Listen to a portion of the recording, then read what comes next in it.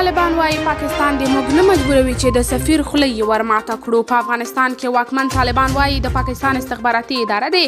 د خپل هیواد سفیر په خبره پوه کړي چې خپل حدود وپیژني او د افغانستان په چارو کې له لاسوهنې څخه ډډه وکړي. یو طالب چارواکي مفتي عبدالحکیم د طلوع نیوز د تودې خبرې پروګرام کې د خبرو پر وخت ویل چې د افغانستان لپاره د پاکستان سفیر چې هغه غیر رسمي سفیر وباله ډیپلوماټیک حدود نه مراعاتوي او د افغانستان په چارو کې لاس وهي.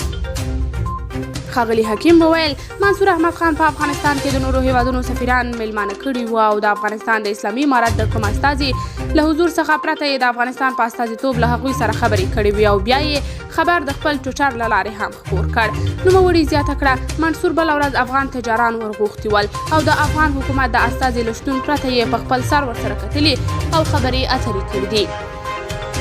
ویل کېږي چې په افغانستان کې د پاکستان سفیر چې یو شمېر خلک یې په افغانستان کې د برټانیا د وخت له وایسرا یا ټولواک سره تشبیه کوي په خلاص مټ طالب چارواکي خپل دفتر ته ورغواړي او د هر ډول ډیپلوماټیک عرف له پام کې نیولو څخه پرته هرې دولتي ادارې ته چې د هغه خوښه شي ورځي او بیا په خپل ټویټر لیکي چې د کارونو د ښې اجرا لپاره یې لارښوونې او سپارښتنې وکړي. مفتي حکیم وویل چې که پاکستانی سفیر دغه ډول فعالیتونه له افغانستان سره د خواخوږۍ لپاره کوي دا کار ولې په تورخم او سپین بولدک کې له ورتلونکو افغانانو سره د ناوړه چلند د مهارولو او افغانستان ته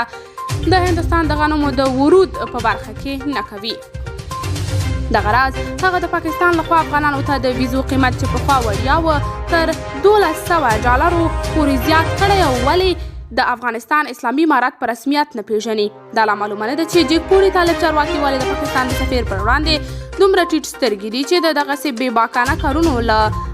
عمله ورته هیڅ نه وایي. خو مفتي عبدالحکیم وویل چې که پاکستانی سفیر خپل دغه ډول چلند ته دوام ورکړي دوی به مجبور شي چې غبرګون وښیي او خوله یې ورماته کړي. قدرمنو لیدونکو تاسې د دې موضوع په هکله څه نظر لرئ؟ کمنټ کې شریک او چینل سبسکرایب کړئ.